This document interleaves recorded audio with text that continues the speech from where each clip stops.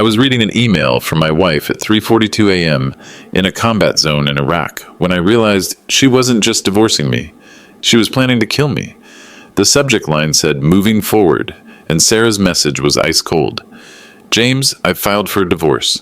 Don't try to contact me. My lawyer will handle everything."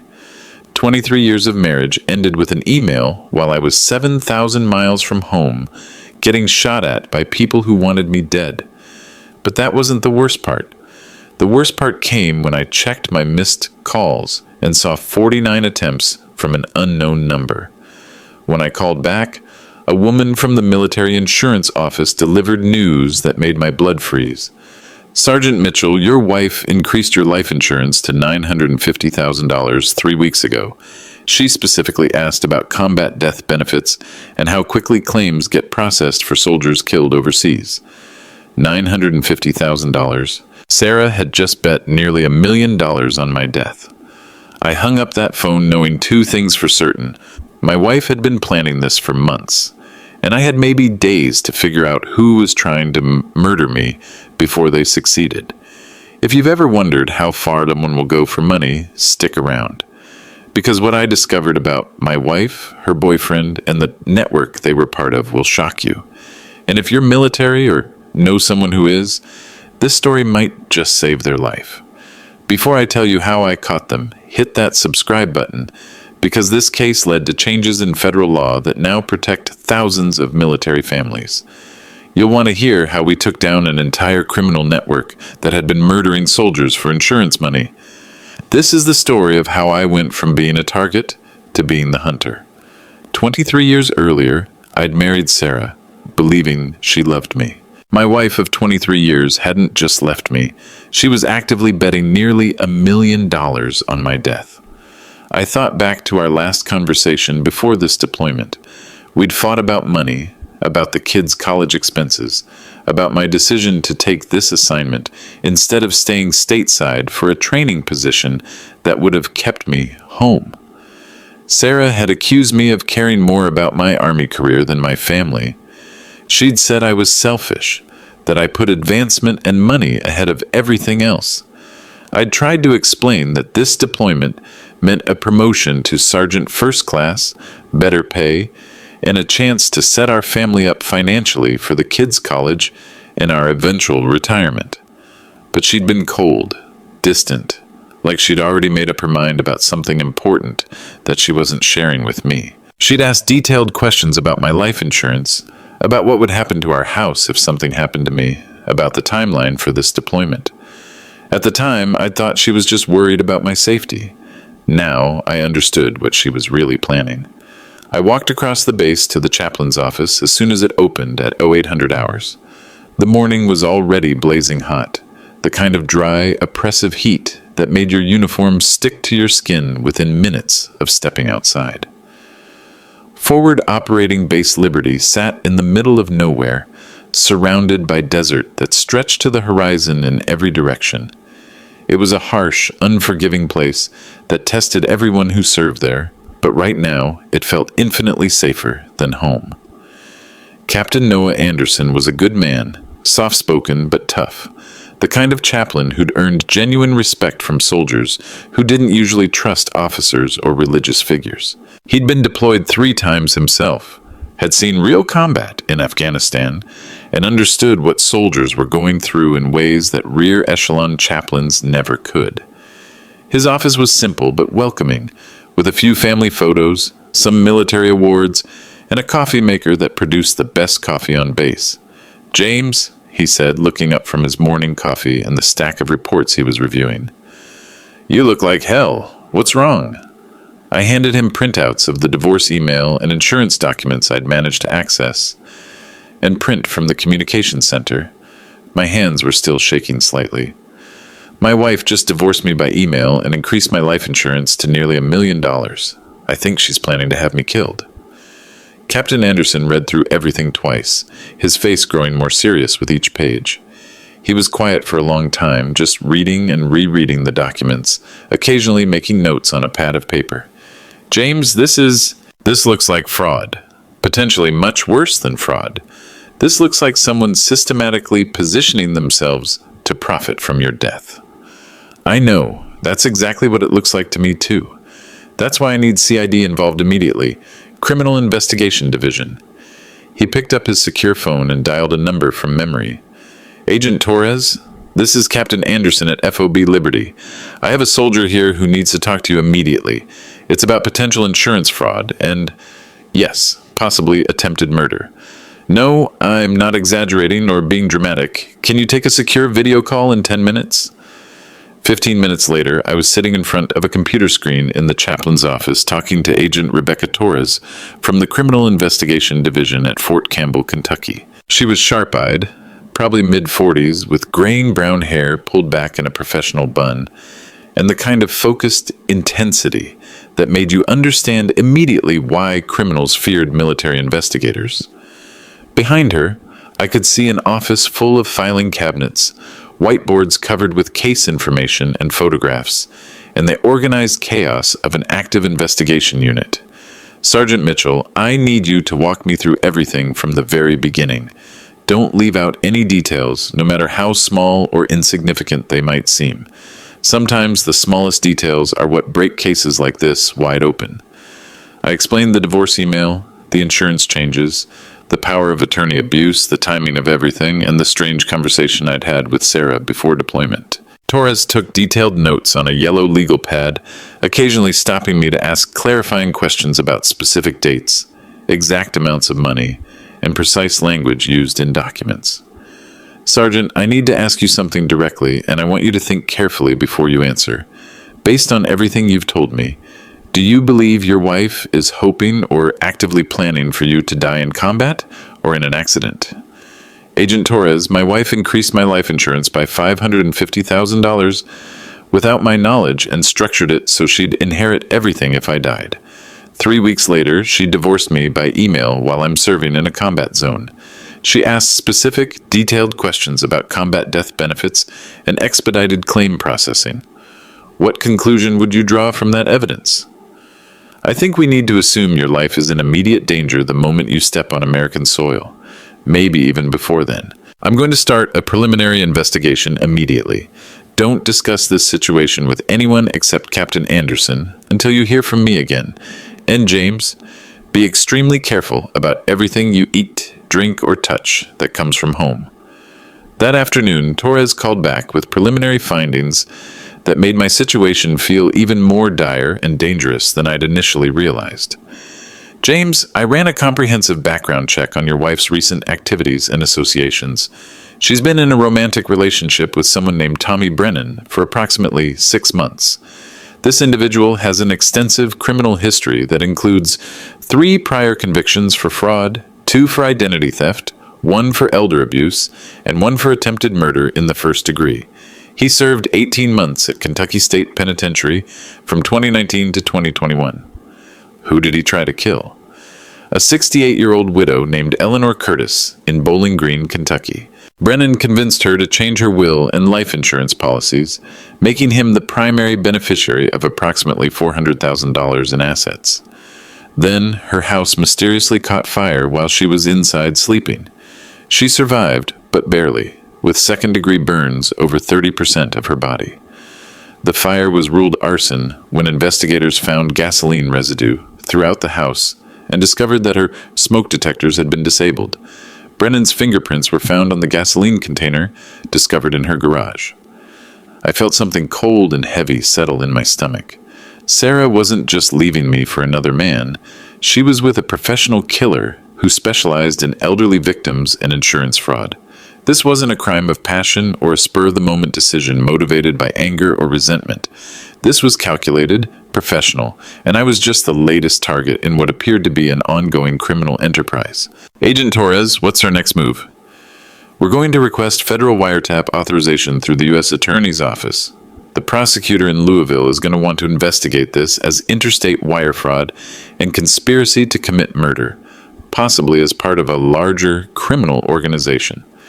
But James, I need you to understand something crucial. This investigation is going to require you to return to the United States and potentially put yourself at significant personal risk. You'd essentially be serving as live bait in a federal investigation. When do we start? I'll have an answer for you within 48 hours. In the meantime, be extremely careful about everything. Don't eat or drink anything that comes from home. Don't trust any communications from your wife or anyone claiming to represent her. And James, document absolutely everything. Every phone call, every email, every interaction with anyone back home. If they're planning to kill you, we need evidence of their planning and intent. 2 weeks later, while I was cleaning my M4 rifle after a routine patrol outside the wire, Specialist Amy Carter from the Mail Distribution Center found me in the armory. "Sergeant Mitchell, you've got a package from home. Looks like a standard care package." The package was from Sarah, which surprised me considerably since we hadn't spoken since the divorce email. It was a standard flat-rate postal box covered with her familiar handwriting and several patriotic stickers supporting troops overseas. Inside were homemade chocolate chip cookies wrapped carefully in plastic wrap, a few magazines including Sports Illustrated and Popular Mechanics, some trail mix, beef jerky, and a letter written on our wedding stationery that still bore our names together. The letter said, "James, I know things are extremely difficult between us right now, and I know my email about the divorce was harsh and probably seemed cold. But despite everything that's happening, I still care about you deeply and worry constantly about your safety. These cookies are made with your favorite recipe, the one your mother taught me before she passed away. I added extra chocolate chips because I remember how much you love them. Please stay safe over there. I know we have serious problems to work out between us, but I want you to come home alive so we can try to figure things out. Love always, Sarah." Something felt fundamentally wrong about the package and the letter. The handwriting looked exactly right. The stationery was correct, but the tone of the letter didn't match the coldness of the divorce email at all. After everything I'd learned about Tommy Brennan's criminal history, after everything Agent Torres had told me about insurance fraud and attempted murder, I wasn't taking any chances with anything that came from home. I took the cookies to Staff Sergeant Luis Rodriguez, our unit medic and the closest thing we had to a laboratory technician on base. "Luis, I need you to test these cookies for me. I think someone might have tried to poison me." He looked at me like I was suffering from combat stress or severe paranoia. "James, these look like completely normal homemade cookies. Why would anyone want to poison you? Just humor me. Please, I'll explain everything later if the tests show what I think they're going to show." Rodriguez ran preliminary field tests using a basic chemical analysis kit designed to detect common toxins and poisons. An hour later, he came back with results that made me question everything I thought I knew about my wife of 23 years. "James, these cookies contain significant levels of brodifacoum. That's a second-generation anticoagulant rodenticide, essentially rat poison. There's enough active ingredient in this package to kill 3 men your size. Whoever sent these was definitely, deliberately trying to murder you. Sarah had literally tried to poison me through the United States Postal Service. I called Torres immediately on the secure line. Agent Torres, Sarah just attempted to poison me. She mailed me cookies laced with enough rat poison to kill 3 people. Package everything up immediately using protective gloves and send it overnight to our forensics laboratory at Quantico. Don't let anyone else handle any of it." "James, this changes everything about our investigation. We're not just dealing with insurance fraud anymore. This is attempted murder across international borders using the U.S. Postal Service. I'm calling the FBI immediately." Yet the poisoned cookies represented a major escalation that transformed my case from a domestic dispute into a federal criminal investigation. Torres explained that mail poisoning was a federal crime under multiple statutes and carried a potential death sentence if the victim had actually died. More importantly, it proved beyond any doubt that Sarah and Tommy weren't content to wait for me to die in combat or in an accident.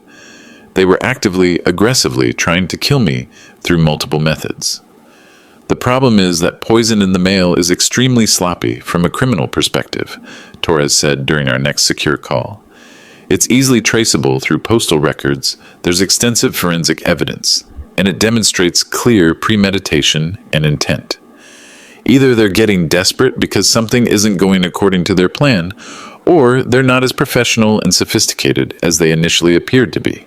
And the next day brought another revelation that shook me to my core and made me realize the true scope of what I was facing. While performing routine maintenance on my assigned Humvee in the motor pool, Sergeant First Class Ben Harrison discovered something that made my blood run cold. "Mitchell, you need to come look at this right now," he called from underneath my vehicle, his voice tense with concern. "Your brake line's been cut. This isn't normal wear and tear or battle damage from rough terrain. Someone deliberately took a blade to this." I crawled under the Humvee to see for myself. The hydraulic brake line had been severed cleanly with what appeared to be a sharp knife, about 6 inches from the master cylinder. It was a precise, deliberate cut that would have caused complete brake failure within minutes of driving, especially during high-stress maneuvers or emergency situations where braking was critical for survival. Ben, who has access to the motor pool. Our guys, obviously, but also civilian contractors. We've had several new maintenance contractors on base for the past month. Civilian employees working for Blackstone Military Services under a Pentagon contract. They have 24-hour access to perform scheduled maintenance and emergency repairs on all vehicles. We immediately pulled security footage from the motor pool cameras. At all railroad 200 hours 3 days earlier, a man in standard contractor coveralls had entered the motor pool and spent 15 minutes working specifically on my vehicle. The footage was somewhat grainy due to poor lighting conditions, but clear enough to see him crawling under the Humvee with what appeared to be a knife, cutting the brake line, then calmly walking away like nothing had happened. "Ben, I need you to contact base security immediately. Someone just attempted to commit sabotage against United States military equipment." But as I thought about the implications, they became even more terrifying. This wasn't random sabotage by insurgents or opportunistic criminals. Tommy Brennan didn't just have connections and criminal contacts in Kentucky. He somehow had people inside military contractor networks with access to secure military installations. Sarah had given him enough detailed information about my deployment, my specific unit, my vehicle assignments, and my daily routines to arrange attempts on my life even here, 7,000 miles from home, on a heavily secured military base. The brake line incident prompted an immediate security review by base command. Within 24 hours, I was summoned to the commanding officer's headquarters tent for what turned out to be the strangest and most intense briefing of my entire military career. Lieutenant Colonel Patricia Wells, our battalion commander, had been in direct contact with the FBI, CID, base security, and Pentagon officials. She'd assembled what looked like a war council: intelligence officers, security personnel, FBI liaisons, and Agent Torres via secure video link from Fort Campbell.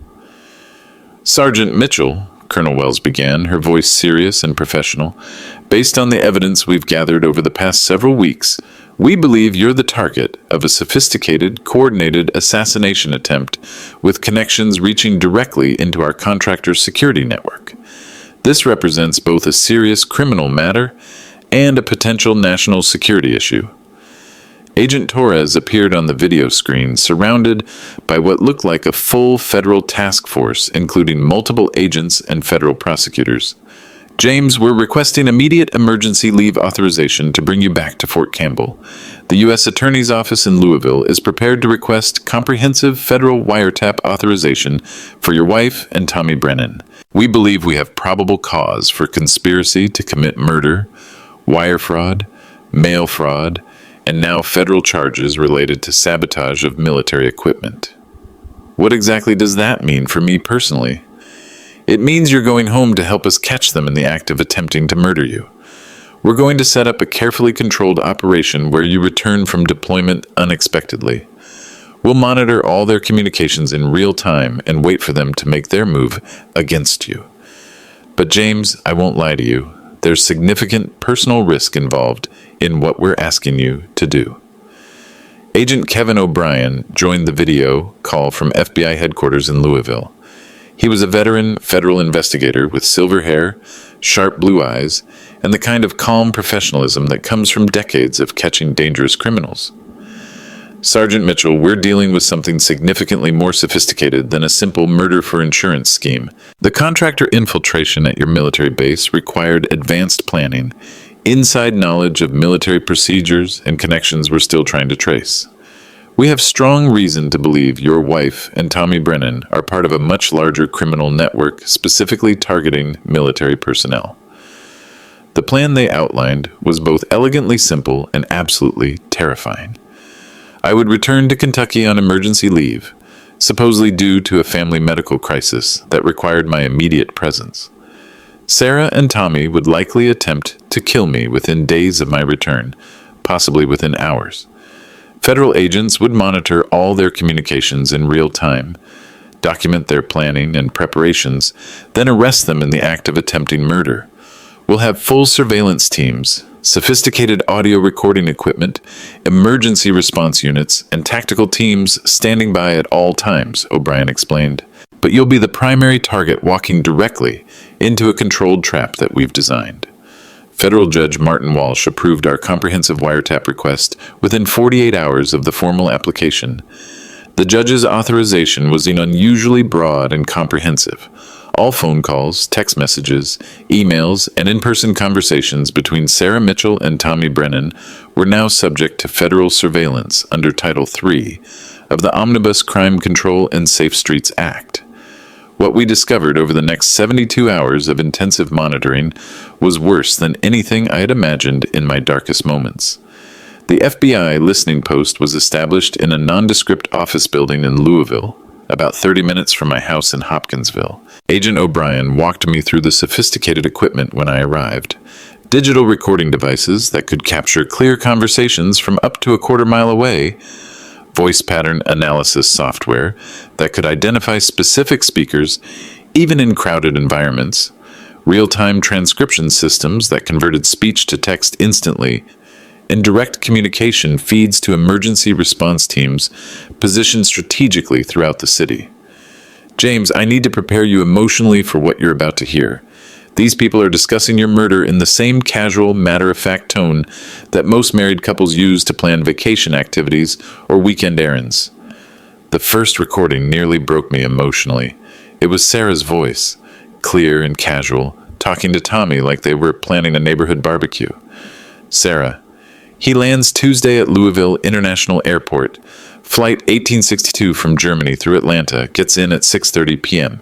I told him I was having a serious medical emergency, that I needed him home immediately for surgery. Tommy: perfect timing. That gives us enough time to set everything up properly.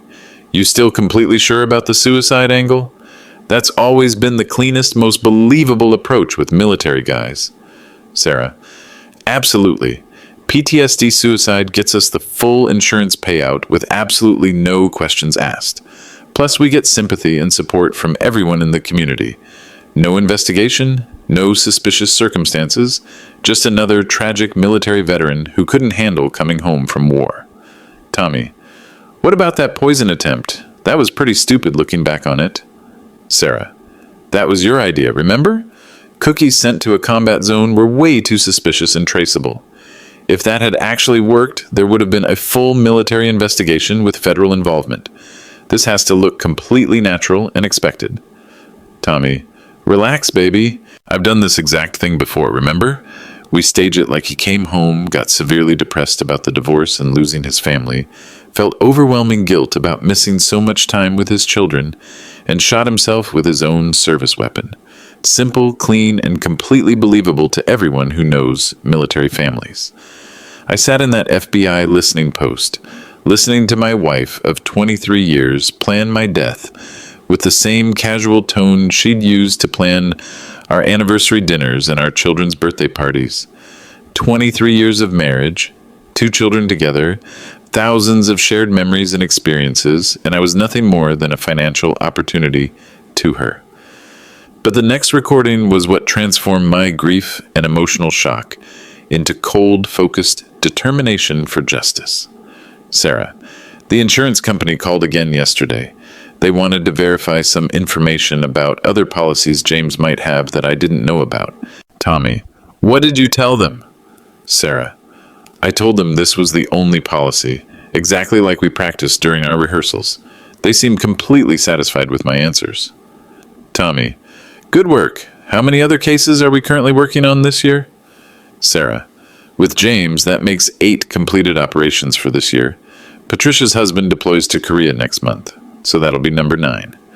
Then Rebecca's husband goes to Germany in November. That's 10 for the year, which puts us ahead of our annual target.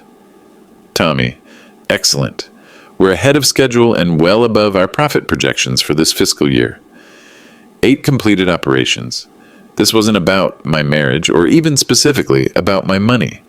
Sarah and Tommy were part of something much bigger, an organized criminal enterprise that had successfully murdered 8 other military personnel just in the current year. Agent O'Brien paused the recording and looked directly at me with grim seriousness. James, based on everything we've heard so far, we believe your wife and Tommy are part of a highly sophisticated criminal network specifically targeting military spouses and their families nationwide. We estimate they've been operating successfully for at least 5 years. We're potentially looking at dozens of victims. Insurance investigator Helen Murphy joined our briefing the next day.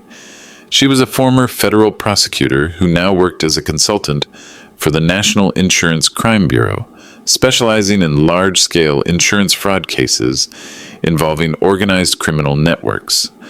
What she showed me made my personal situation feel like part of a national horror story targeting the military community. Sergeant Mitchell, I want you to look carefully at these photographs. She spread out more than 20 professional photographs on the conference table. These are military spouses who have died under suspicious circumstances in the past 3 years alone. 7 Army wives, 4 Air Force wives, 3 Navy wives, 2 Marine wives, and 5 female military personnel who were married to civilian men. All died under circumstances that initially appeared completely natural or accidental. All had their life insurance policies significantly increased within 6 months of their deaths. All were married to military personnel who were deployed or on extended training assignments when the deaths occurred. I stared at the photos spread across the table. Young women in their 20s, middle-aged women with children, all smiling in their official military photos or family snapshots, all dead. They looked like people I might have met at military functions, family readiness group meetings, or base social events. They looked like friends, neighbors, fellow military families. How did they die? Murphy pulled out individual case files and began reading systematically. Car accidents where brake lines were professionally severed. House fires where smoke detectors had been systematically disabled. Apparent suicides by gunshot, but with no gunpowder residue found on the victim's hands. Drug overdoses involving prescription medications the victims had never been prescribed. Drowning incidents in bathtubs where the victims were experienced swimmers with no history of substance abuse. Carbon monoxide poisoning from home furnaces that had been deliberately tampered with. Each description made me feel physically sick. These weren't random deaths, accidents, or tragic coincidences. They were carefully planned and executed murders disguised as accidents, carried out by people who understood exactly how to exploit the unique vulnerabilities of military families. Murphy continued with more devastating details. Here's what connects all of these cases. Every single one of these victims' spouses had been in recent contact with women who were later identified as part of Tommy Brennan's criminal network. The women would establish romantic relationships with military personnel, push for quick marriages, insist on large life insurance policies for protection while deployed, then arrange for their targets to die during deployments when the perpetrators would have solid alibis and be far from the crime scenes. She pulled out another thick file folder. Your wife, Sarah, isn't actually Sarah Mitchell. Her real legal name is Sarah Elizabeth Connors, born in Memphis, Tennessee on March 12, 1981. She's been married 4 times under different identities in different states. 3 of her previous husbands are dead under suspicious circumstances. The 4th, a Marine named Andrew Peterson, survived only because he was medically discharged early from a deployment and came home unexpectedly to find Sarah and Tommy staging his suicide in his own apartment. The room went completely silent. My wife of 23 years wasn't just a murderer. She was a professional serial killer who specialized in marrying military men and murdering them for insurance money. How long has this criminal network been operating? I asked. Based on our investigation, we think the network has been operating successfully for at least 7 years, possibly longer. Tommy Brennan runs a sophisticated criminal operation with multiple women who systematically target military men at bars near military bases through online dating sites that specifically cater to military personnel, and through social events in military communities. They identify targets with high-value insurance policies or substantial military benefits, establish romantic relationships, manipulate them into quick marriages, then systematically strip their assets while arranging their deaths. Agent O'Brien showed me organizational charts that looked like something from a major corporate criminal investigation. We've identified at least 15 women and 8 men operating across 12 different states. Their target demographics are specifically military personnel with high-value life insurance, military veterans with substantial disability benefits, and retired military personnel with significant pension plans. The criminal scheme was depressingly efficient and professional. Women like Sarah would identify and seduce military targets, often spending months building genuine trust and emotional connection. They'd quickly push relationships toward marriage, always insisting on large life insurance policies for protection and security while you're deployed. Once married, they'd establish comprehensive power of attorney arrangements, gain complete access to financial accounts, and begin the systematic transfer of assets to accounts they controlled.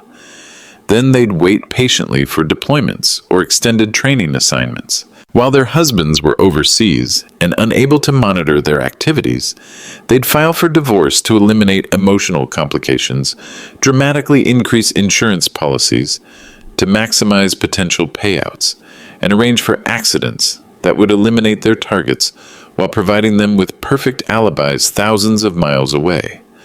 The criminal beauty of this system from their perspective, Murphy explained, is that military personnel are naturally at much higher risk for accidental death, combat casualties, and PTSD-related suicide than civilian populations. Deaths that would immediately seem suspicious and trigger intensive investigations for civilian victims appear completely routine and expected for military families. The FBI estimates that this particular criminal network had successfully murdered at least 19 military personnel and stolen over $12 million in insurance payouts and direct asset transfers over 7 years of operation. But during Sarah's initial arraignment hearing the following week, federal prosecutors revealed something that made my blood run completely cold and transformed this from a personal betrayal into a genuine national security issue. Federal agents executing search warrants had thoroughly searched Sarah and Tommy's apartment, storage units, and safety deposit boxes using authority granted by the federal court system. They'd found meticulously organized files labeled current targets, future prospects, and completed operations.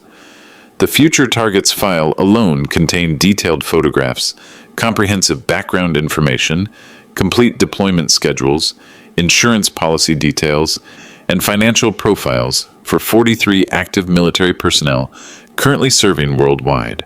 43 men and women who had absolutely no idea they were being systematically stalked by professional killers. Assistant U.S. Attorney Michelle Harrison laid out the full scope of the federal charges during the preliminary hearing. Your Honor, Mrs. Connors and Mr. Brennan are being charged under the Federal Racketeering Act, also known as RICO, for operating a continuing criminal enterprise specifically designed to murder United States military personnel for financial gain. This represents not just insurance fraud or domestic violence, but a systematic, organized attack on the men and women who serve our country in uniform.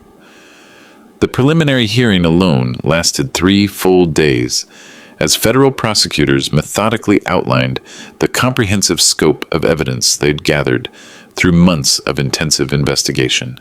Financial records showed millions of dollars flowing through dozens of shell companies and offshore accounts in the Cayman Islands and Switzerland. Communication records revealed a sophisticated network of criminal operatives coordinating activities across multiple states and international borders. Forensic evidence linked the defendants directly to crime scenes spanning 5 years in multiple states. Sarah's defense attorney, an expensive-looking man in a $1,000 suit named Jonathan Bradley, who specialized in high-profile criminal defense, attempted to argue that she was Tommy's victim, manipulated and coerced into participating against her will through psychological and physical abuse.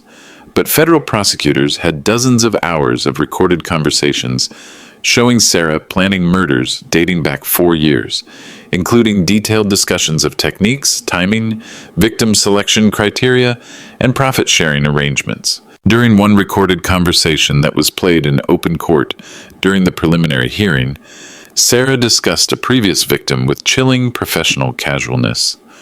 The car accident method works best for younger guys who think they're completely invincible. You drive them off the road in a remote area where there's no cell phone coverage, make sure there are no witnesses, and let them die slowly in the wreckage. By the time emergency services finally locate them, any potential forensic evidence is completely degraded by weather exposure and time. Plus, young soldiers dying in car crashes doesn't raise any suspicions with investigators. Everyone expects them to drive recklessly and take stupid risks. Another recorded conversation captured her discussing a female Air Force officer with the same cold professionalism. Women military targets are actually much easier than men because everyone automatically expects them to be more emotional and susceptible to depression and mental health issues. You just need a few carefully crafted social media posts about missing her deployed husband, some staged evidence of drinking problems, or prescription drug abuse, then stage an apparent suicide. People will immediately assume she couldn't handle the stress and pressure of military life. That second recording was particularly devastating because it was played in open court while the victim's parents sat in the gallery, listening to my wife casually discuss murdering their daughter like she was planning a grocery shopping trip. The trial itself lasted 6 months and became a major media sensation that attracted national attention. Military families from across the country packed the federal courtroom every day of the proceedings. Local and national news crews maintained permanent camps outside the courthouse. Surviving family members of victims traveled from military bases nationwide to attend hearings and show support for prosecution efforts. The case became a symbol of the unique vulnerabilities faced by military families and the need for better protection against financial predators. I testified extensively about the poisoned cookies, the sabotaged brake lines, the insurance fraud, and the years of manipulation and deception I'd been too trusting to recognize. My testimony took 2 full days and covered every detail of how the criminal network had targeted and attempted to murder me. Margaret Stone, whose Army Ranger husband died in what was initially ruled a climbing accident in Colorado, testified that she'd found Sarah's business card in her husband's wallet after his death. According to base security footage and witness statements from bar employees, he'd met Sarah at a sports bar near Fort Carson just 2 weeks before his death. She'd convinced him to increase his life insurance from $250,000 to $800,000 because special operations soldiers face so much additional danger and should ensure their families are properly protected. Patricia Collins, whose Navy SEAL husband died of an apparent drug overdose while stationed in Virginia Beach, testified that she'd discovered after his death that her husband had been secretly married to a woman matching Sarah's exact physical description. The bigamous marriage had never been legally dissolved when he returned to his wife, making both marriages legally invalid under state law.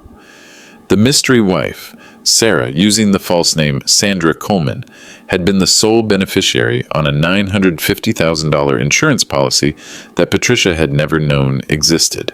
Captain Jennifer Walsh, an Army intelligence officer whose husband was a civilian contractor, testified about surviving an attempted poisoning that had led federal investigators directly to the criminal network.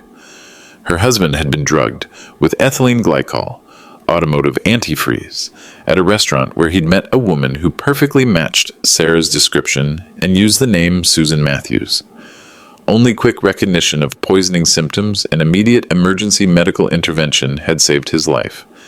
Dr. Patricia Newman, a forensic pathologist who'd reviewed all the suspicious military deaths for the federal investigation, testified about the sophisticated methods used consistently by the criminal network. These weren't crimes of passion, domestic disputes, or spur-of-the-moment violence. Each death was carefully planned and professionally executed to exploit specific vulnerabilities in how military and civilian authorities investigate casualties among military personnel. The perpetrators demonstrated detailed understanding of forensic science, investigative procedures, and the unique circumstances that affect military families. The evidence presented during the 6-month trial was overwhelming and horrifying in its scope. Financial records showed systematic transfers of millions of dollars from victim accounts to shell companies controlled by Tommy and his network. Insurance documents bore expertly forged signatures that handwriting analysis experts confirmed were created by Sarah using sophisticated techniques to match her victims' natural writing styles. Federal agents had recorded over 300 hours of conversations, planning specific murders, discussing victim selection criteria, and coordinating detailed alibis. Photographs found in Sarah's personal possession showed her with victims taken just days or weeks before their deaths. In several photographs, she was wearing jewelry, watches, or clothing that had been reported stolen from the victims' homes immediately after their deaths, proving her direct participation in robberies following the murders. The prosecution's star witness was Andrew Peterson, the Marine who had survived Sarah's attempted murder and whose testimony provided devastating insight into the network's exact methodology. He testified that Sarah had married him after an intense 3-month courtship, immediately insisting on a $750,000 life insurance policy because Marines face such extreme danger, and I want to be properly taken care of if something terrible happens to you. If I'd arrived just 2 hours later as originally scheduled, I would be dead, and they would be nearly $1 million richer. Peterson's testimony was absolutely devastating because it showed the criminal network's exact operational methodology in real time. More importantly, it demonstrated how they'd systematically refined their techniques over years of successful operations, learning from minor mistakes and becoming increasingly sophisticated with each subsequent murder. During cross-examination, Sarah's attorney attempted to paint her as a victim of psychological manipulation by Tommy, but Peterson's detailed testimony made it absolutely clear that Sarah had been the primary operational planner in his case, with Tommy serving as technical support and physical enforcement. She knew details about my deployment schedule that only someone with authorized access to classified military information could possibly know, Peterson testified. She knew about my unit's operational movements, our security procedures, exactly when I was scheduled to return from deployment. That information didn't come from Tommy. It came from someone with inside access to military communication systems. On November 15, 2024, after 12 hours of deliberation spread over 2 days, the federal jury returned unanimous guilty verdicts on all charges. The jury foreman read the verdicts in a courtroom packed beyond capacity with military families, federal agents, and media representatives from across the country. Conspiracy to commit murder in the first degree, 17 counts. Wire fraud, 43 counts.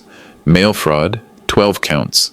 Racketeering under the RICO Act, money laundering, identity theft, and multiple violations of the Uniform Code of Military Justice related to crimes specifically targeting military personnel. Sarah Elizabeth Connors was sentenced to 25 years in federal prison without possibility of parole for 15 years. Tommy Brennan received life imprisonment without any possibility of parole. 12 other network members arrested in coordinated raids across 7 states, received federal sentences ranging from 10 to 30 years in prison. The sentencing hearing lasted an entire day as family members of victims gave emotionally powerful impact statements. The federal courtroom was filled beyond capacity, with overflow seating established in adjacent rooms where people watched via closed-circuit television. Margaret Stone spoke about her husband with visible pain. Sergeant First Class Michael Stone served 3 combat tours in Afghanistan and survived countless enemy attacks and dangerous operations, only to be murdered by strangers who saw his service and sacrifice as nothing more than an opportunity for profit. These people didn't just kill my husband, they killed the father of 2 small children who will never remember him, who will grow up knowing their father died not in service to his country, but because evil people saw him as a payday. Patricia Collins addressed Sarah directly during her statement. "You didn't just kill my husband when you murdered him. You poisoned my children's fundamental understanding of trust, love, and commitment. They watched their father leave for deployment as a hero serving his country, and they'll live their entire lives knowing he died because someone pretended to love him while planning his murder." Captain Jennifer Walsh spoke for all the surviving targets. "These defendants represent a particular kind of evil. They systematically turned our strongest values as military families against us. Our loyalty, our commitment to service, our willingness to sacrifice for others became weapons in their hands against the very people who embody those values."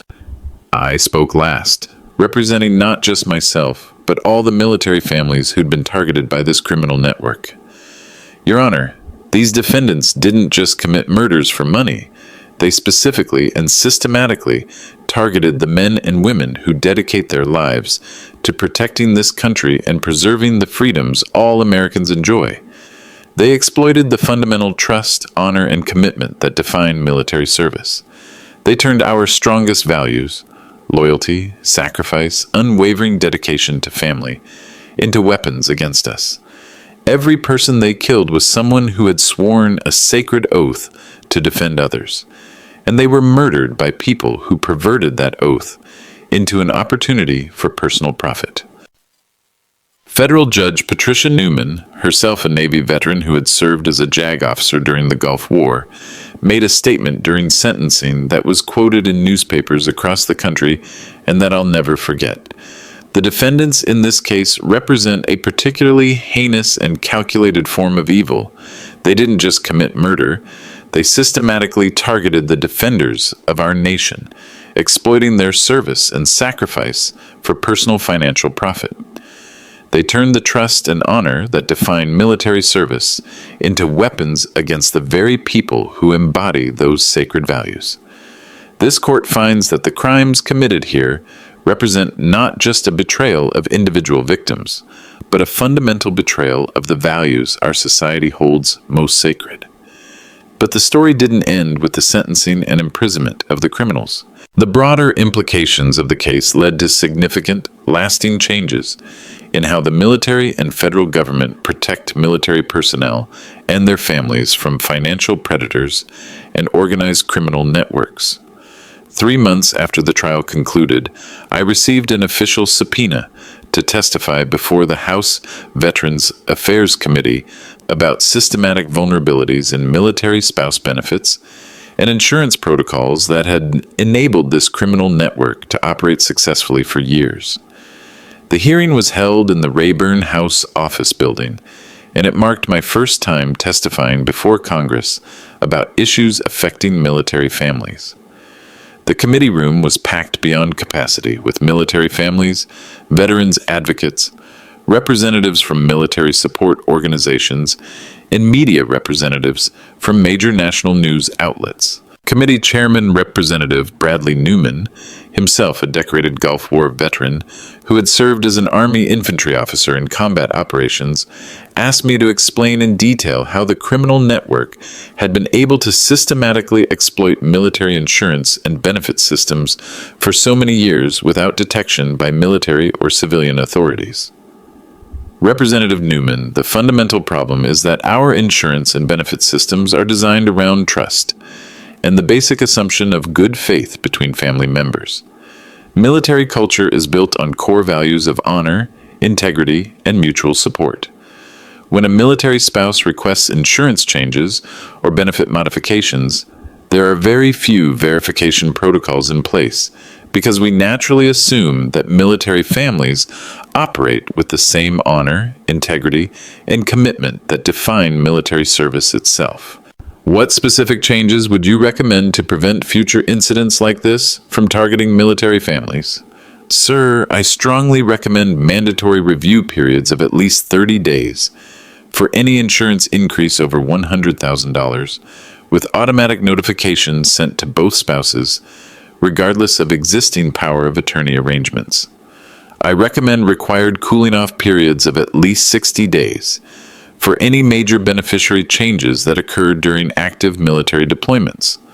Most importantly, I recommend the establishment of automatic investigation triggers when insurance claims coincide with deaths that occur during or immediately after military deployments, especially when those deaths occur under circumstances that could reasonably appear accidental to local investigators.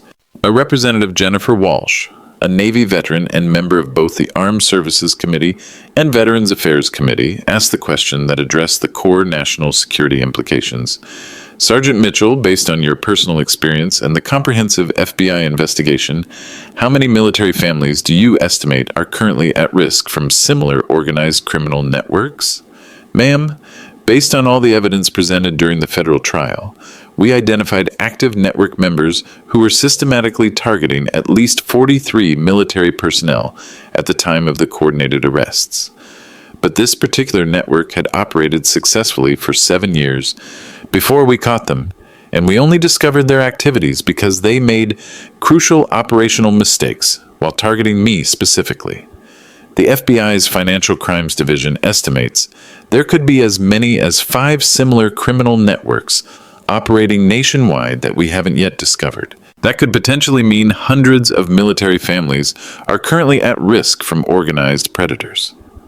Representative Bradley Walsh from Texas, whose congressional district includes several major military installations, asked about the broader implications for military family security.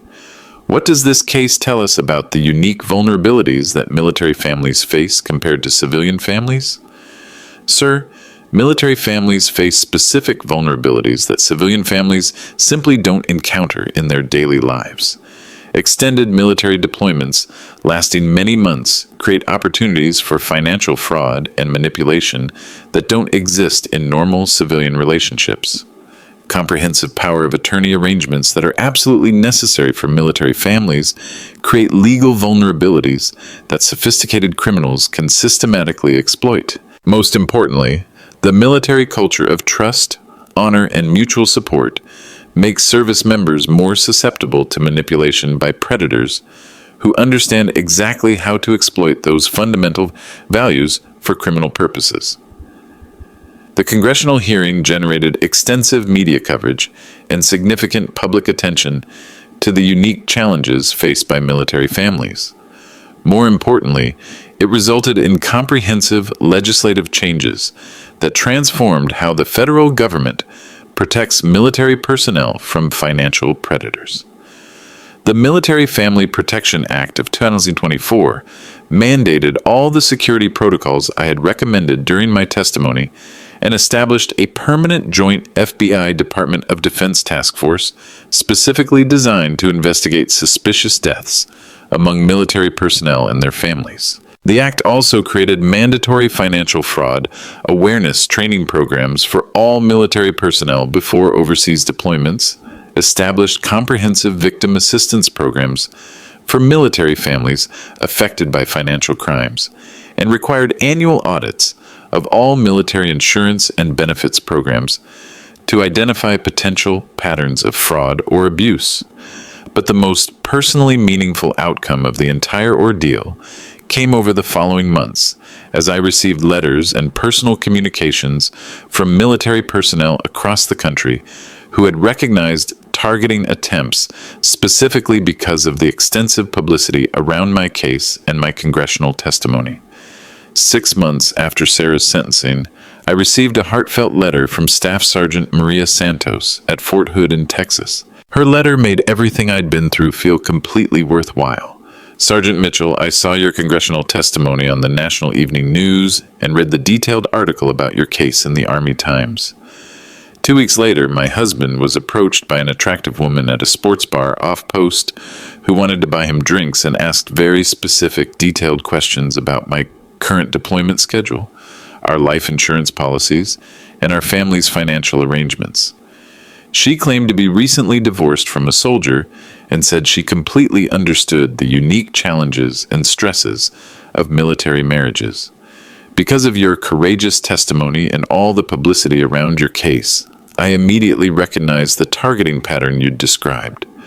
I contacted base security immediately, and they investigated and discovered that this woman was using a completely false identity and had been systematically targeting multiple military spouses over several months. The investigation led to the arrests of 3 people who were actively planning to murder at least 6 military personnel using methods nearly identical to those used in your case. You probably saved my life and the lives of my fellow soldiers, and I wanted you to know that your courage in testifying publicly and speaking openly about this case has directly protected other military families. Over the following months, I received 17 similar letters from military personnel across the country who had recognized and reported targeting attempts specifically because of knowledge gained from my case. Staff Sergeant John Bradley from Fort Liberty wrote that he'd immediately recognized suspicious targeting behavior from a woman who'd approached him at a civilian gym near base and asked detailed questions about his wife's deployment schedule. Technical Sergeant Lisa Rodriguez from Lackland Air Force Base reported a suspicious relationship attempt that led to the arrest of 2 members of a copycat criminal network. Sergeant First Class Andrew Martinez from Camp Pendleton wrote that base security had arrested a woman who'd been systematically targeting Marine families using techniques nearly identical to those used by Sarah's network. In total, I received communications from military personnel who had recognized targeting attempts that led to the prevention of an estimated $4.2 million in attempted insurance fraud and the potential murders of 23 military service members. 23 families who wouldn't experience the betrayal and trauma I'd endured. Each letter served as a powerful reminder that the pain and betrayal I'd suffered had ultimately served a larger, more important purpose. The positive effects continued expanding far beyond individual cases. Military criminal investigation divisions at installations nationwide began systematically cross-referencing suspicious deaths with insurance claims and financial transactions, specifically looking for patterns that might indicate organized criminal targeting. The Department of Veterans Affairs implemented comprehensive new protocols for reviewing all insurance changes that occurred during military deployments and established automated computer systems designed to flag unusual patterns that might indicate fraud or criminal activity. Military family life counselors received specialized training and began including comprehensive financial fraud awareness in all their family preparation programs. Base chaplains received special education to help them recognize early signs of financial exploitation targeting military families. Family readiness groups developed and distributed educational materials specifically about protecting military families from sophisticated financial predators who specifically target the military community. The case also led to broader systemic changes in the civilian justice system. Major insurance companies began systematically sharing information about suspicious claims with federal law enforcement agencies. State and local police departments received specialized training about recognizing and investigating crimes that specifically target military families. The National Insurance Crime Bureau established a special investigative unit focused exclusively on military-related insurance fraud and organized criminal networks, targeting veterans and active duty personnel. Today, I live peacefully in a small, comfortable cabin nestled in the Blue Ridge Mountains of North Carolina, about an hour's drive outside of Asheville. The location provides the perfect balance, remote enough to offer the peace, privacy, and healing solitude I need after everything I've been through, but close enough to civilization that I don't feel completely isolated from the rest of the world. I retired from the Army with full military benefits after 24 years of honorable service, receiving official commendations for my cooperation in the federal investigation that helped protect other military families.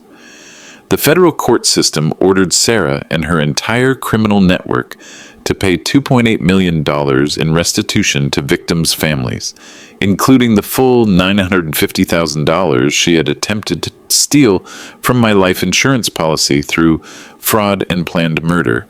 But I made the decision not to keep any of that money for personal use. Instead, I used the entire restitution amount to establish the Military Family Protection Foundation, a nonprofit organization specifically dedicated to providing comprehensive legal assistance to military spouses and families dealing with fraud, financial abuse, and criminal targeting.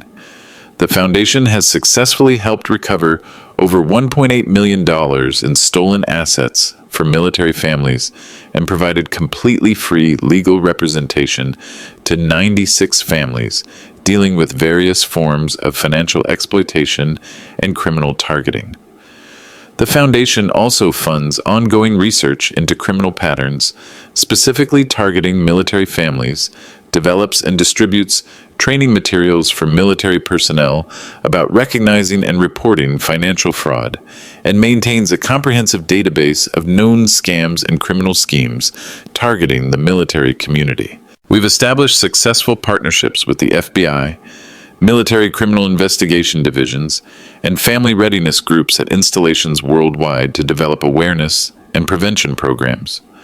We also operate a 24-hour crisis hotline specifically for military families who suspect they're being targeted by financial predators or criminal networks.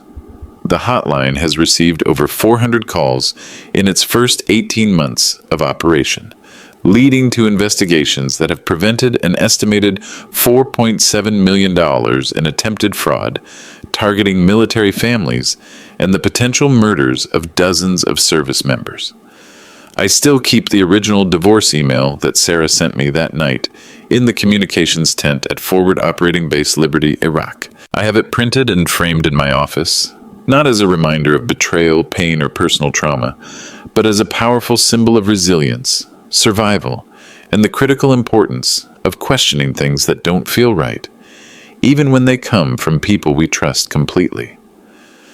That email, which Sarah intended to be the beginning of my destruction and death, actually became the key to saving my life, and ultimately protecting dozens of other military families from experiencing similar horrors. Sarah will be eligible for parole consideration in the year 2039. She'll be 57 years old if she lives that long.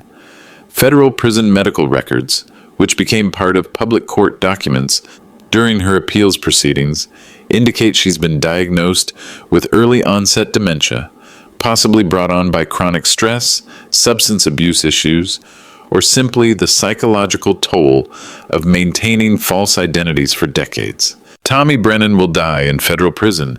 He's serving multiple consecutive life sentences and has absolutely no possibility of parole under any legal circumstances. Sometimes, usually in the quiet early morning hours when I'm sitting on my porch watching spectacular sunrises over the ancient Appalachian peaks, I find myself wondering what my life would have looked like if I'd simply accepted that divorce email and never questioned the insurance changes.